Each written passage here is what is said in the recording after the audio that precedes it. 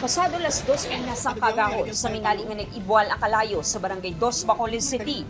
Sa video nga kuha sa residente, makita ang madasig nga paglamon sa kalayo sa mga balay nga human sa light materials. Gilayon nga nakaresponde ang BFP apang naupos gid sa kalayo ang 26 ka balay.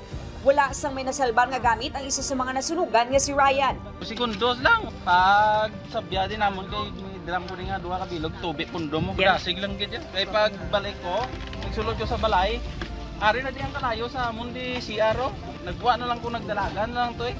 Wa ko nga ni bayo, mo lang ni nadala ko. Sa pagpangusisa sa BFP, naghalin ang kalayo sa balay ni Marcelino Pitogo nga ginarentahan sa mag-live-in partner nga hindi na subong makita sa lugar. And ma'am, nga sa seaside sila ma'am, wind direction, and at the same time ma'am, ang ilapan yung malay, light materials, ikatatlo nga balay sa likod. The initial investigation ma'am, nakuha namon, di nakita nila niyang kalayo dito mismo sa pader ni Gerald, unattended lighted candle.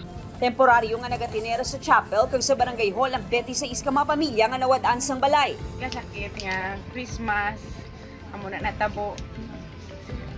Pero ga ano man ko ang ara magyapon ng Ginoo bulig sa amon.